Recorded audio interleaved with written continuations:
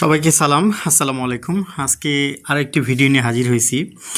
এটি হচ্ছে সুনামগঞ্জ তথা সিলেট অঞ্চলের একটি আঞ্চলিক কুস্তি খেলা, যেটা অনেক এলাকায় হয়ে থাকে সাধারণত। তো আমরা আজকে যখন আমি আমার একটি ব্যক্তিগত কাজে যাচ্ছিলাম, তখন রাস্তার পাশে দেখলাম যে আসলে অসংখ্য মানুষ কুস্তি খেলা দেখতেছে। তো আমি ভাবলাম তাহলে আমি একটু ভিডিও করি, সবার সাথে একটু শেয়ার করব। তো আমি যদিও আসলে এই খেলাটা এত কাছে থেকে আগে খুব কম সময়টাই দেখেছি। তো আজকের এই গ্রাম বাংলার ঐতিহ্যবাহী একটি কুস্তি খেলা আপনাদের মাঝে শেয়ার করতেছি।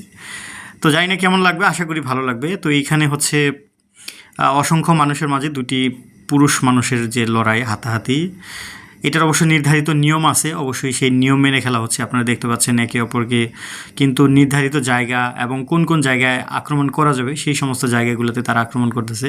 খেলা কিন্তু খুব বেশ জমে উঠেছে এবং মানুষ, বিপুল সংখ্যক মানুষ তাদের উৎসাহ উদ্দীপনা নিয়ে খেলাগুলো দেখতেছে, উপভোগ করতেছে। সত্যি কথা বলতে গ্রামে আসলে খুবই আনন্দময় মুখর এবং পরিবেশে সবাই এই খেলাটাকে উপভোগ করতেছে।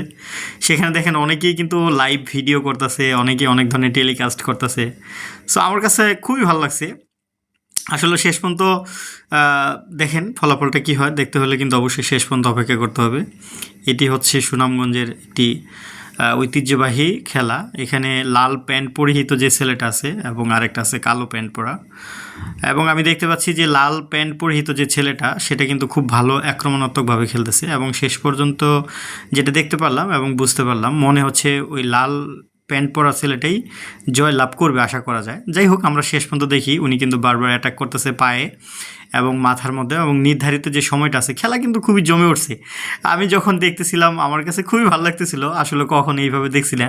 বা আমরা যখন সাধারণত টিভিতে যে রেসলিং বা ডব্লিউডব্লিউ যে খেলাটা দেখি, ওটা যে ইন্টারন্যাশনাল যে খেলাটা হয়, সেটা তো একরকম, আর এটা হচ্ছে আমাদের দেশীয় একদম মানে পুরুষের লড়াই। এটা দেখতে পাচ্ছি দুই পাশ থেকে দেখেন দুই রকমের আক্রমণ হচ্ছে, কে কাকে ঠকানো যায় বা কাকে পরাজিত করা যায়, আমরা সেটাই দেখতেছি। এবং পাশে তিনজন রেফারি রয়েছে এবং অসংখ্য মানুষ রয়েছে, পক্ষ বিপক্ষ তো অবশ্যই থাকবে।